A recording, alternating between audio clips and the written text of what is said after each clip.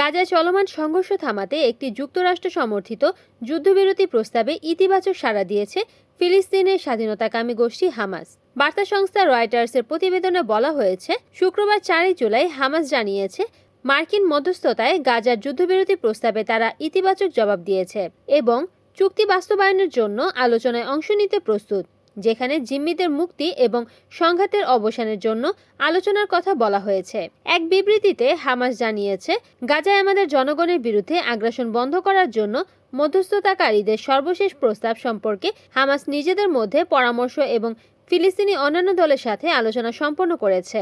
নিজেদের ওয়েবসাইটে দেওয়া বিবৃতিতে হামাস আরও জানায়, ভ্রাতৃপ্রতিম মধ্যস্থতাকারীদেরকে যুদ্ধবিরতি সম্পর্কে হামাস তাদের ইতিবাচক জবাব দিয়েছে। এই কাঠামোর আলোকে যুদ্ধবিরতি কার্যকরের জন্য তাৎক্ষণিকভাবে আলোচনার জন্য হামাস সম্পূর্ণ প্রস্তুত। গত মঙ্গলবার মার্কিন প্রেসিডেন্ট ডোনাল্ড ট্রাম্প গাজায় যুদ্ধবিরতি নিয়ে 60 দিনের একটি চূড়ান্ত প্রস্তাব ঘোষণা করেন। একই সঙ্গে তিনি বলেন, ইসরায়েল এরই মধ্যে যুদ্ধবিরতির জন্য প্রয়োজনীয় শর্তগুলো মেনে নিয়েছে।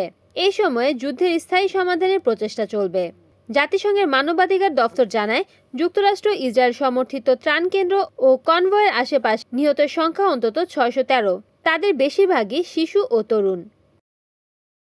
Desk news, Kamruzzaman Kamrul, NN TV।